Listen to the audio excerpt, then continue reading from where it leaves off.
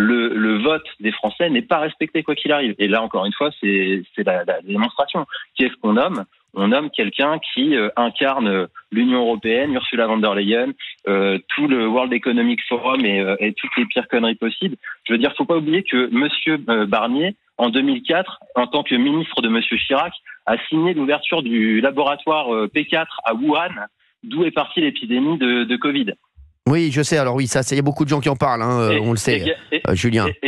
Également, faut pas oublier que voilà, parce que vous avez souvent tendance, vous, Cyril, je vous apprécie beaucoup, mais vous parlez souvent de manière élogieuse, trop élogieuse, sûrement de Monsieur Sarkozy. Oui, c'est vrai. En omettant que ce monsieur a, de 2004 à 2009, fait en sorte que la France se sépare de 20% de son stock d'or au pire moment et nous a fait perdre des sommes considérables. Alors Michel Barnier était ministre de Nicolas Sarkozy, ce que vous ministre rappelez. de l'Agriculture. Exactement. Voilà. Julien, Julien, c'est important ce que dit Julien là, sur l'antenne d'Europe 1. J'aimerais que vous y répondiez autour de la table. Julien, dites-nous, terminez Julien, allez-y. Oui, parce que je pense que c'est important aussi de comprendre d'où je parle.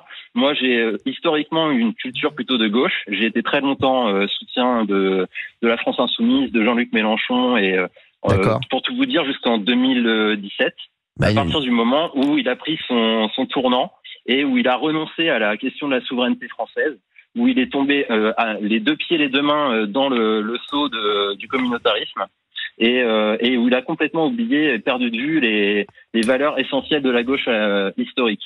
Et moi, cette perte de repère-là, je l'ai très très mal vécue. J'ai été orphelin de partis politiques, j'ai été orphelin de représentation politique, on va dire, jusqu'à la période Covid et jusqu'à entendre Monsieur Philippot et le regarder sous un œil nouveau, à savoir en dehors de son passé avec Marine Le Pen et au jour nouveau de ses idées souverainistes enfin affirmées.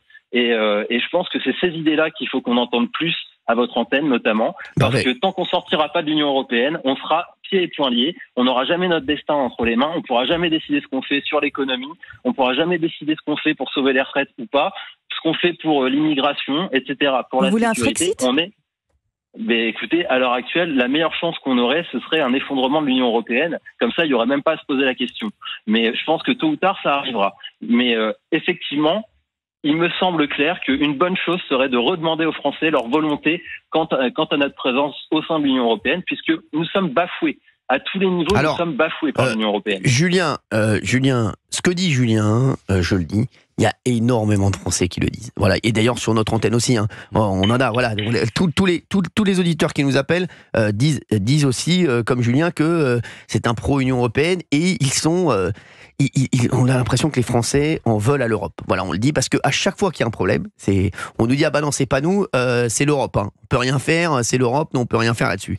Et Julien, voilà, dans ce qu'il vient de dire, ça reflète le sentiment de beaucoup de Français, Olivier d'Artigol. Et Gauthier avait parlé de la surtransposition par notre pays des normes européennes. C'est l'un des exemples qui met fou les agriculteurs, par exemple. Bien sûr. Mais il est vrai que dans l'itinéraire de Michel Barnier, ça fait partie des plumes, des têtes pensantes du traité constitutionnel européen, que les Français ont nettement refusé en 2005, et des forces politiques, je me souviens de la une de Paris Match à l'époque, avec Nicolas Sarkozy à côté de François Hollande, défendant le oui, et d'une certaine manière, derrière, ce vote n'a pas été respecté, puisque derrière, il y a le traité de Lisbonne qui reprend ce traité constitutionnel européen. Et il y a une mémoire dans le pays de ça.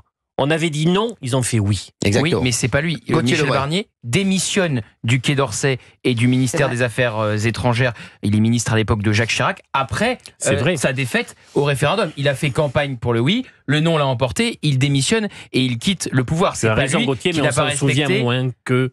Donc là, on parle de Michel Barnier en l'occurrence. Et sur l'Europe, c'est toujours l'excuse des politiques français. C'est pas nous, c'est l'Europe. Et quand on regarde, c'est beaucoup plus complexe que ça. Déjà, l'Europe, c'est qui ? C'est les 27 pays membres. Voilà, c'est les 27 pays membres avec des députés élus par chacun des pays membres. Donc, si vous voulez, il n'y a pas on a l'impression des fois quand les Français ou les anti-européens parlent de Bruxelles, qu'il y a un grand complot contre la France. C'est représenté par les 27 27 pays membres.